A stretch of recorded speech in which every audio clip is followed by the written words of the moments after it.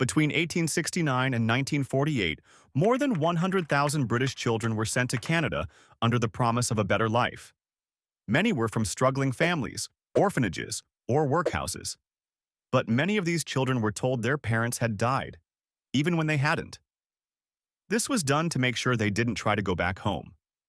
Parents, on the other hand, were often misled, told their children would be cared for, educated, and given new opportunities.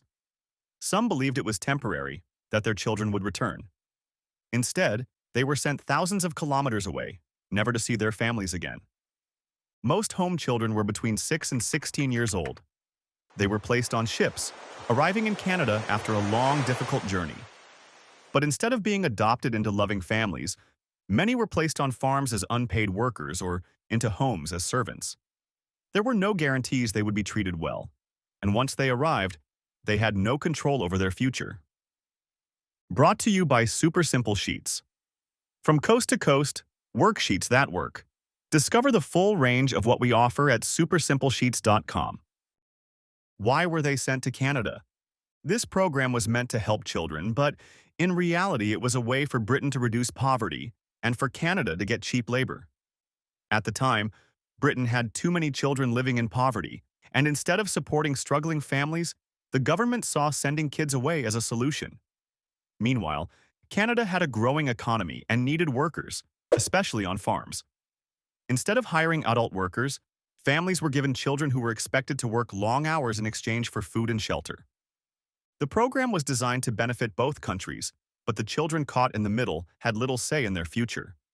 While some were placed in caring homes, many were seen as nothing more than free labor. The harsh reality of life in Canada. For some, being a home child meant finding a kind family and a fresh start. But for many others, life was full of hardship. They were expected to work from sunrise to sunset, often living in barns, attics, or basements.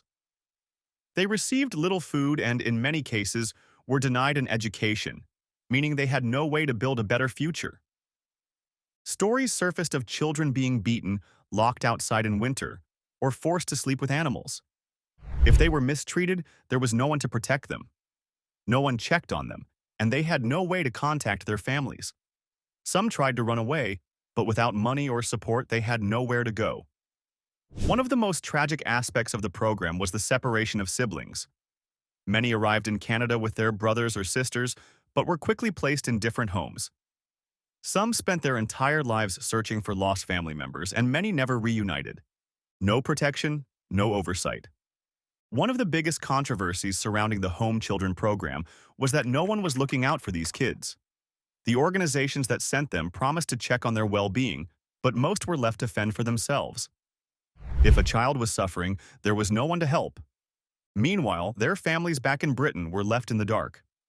Some parents continued to send letters, hoping to reconnect, never knowing their children were being overworked and mistreated. Some home children later discovered their parents had still been alive when they were sent away, but by the time they learned the truth, it was often too late. The silence and the apologies. For decades, the history of home children remained hidden. Many felt ashamed of their past and never spoke about their experiences. It wasn't until later that families began uncovering the truth. Today, it's estimated that over 4 million Canadians are descendants of home children, yet their stories were ignored for years.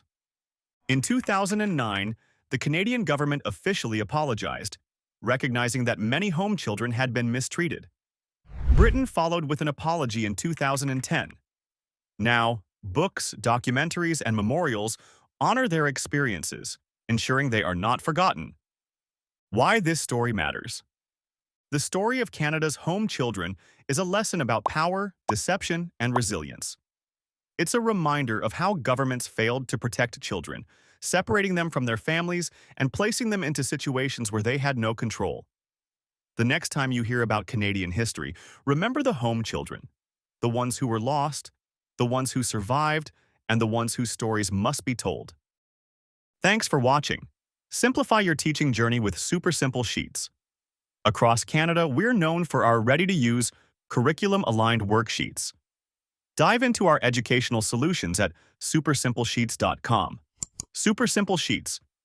From coast to coast, worksheets that work.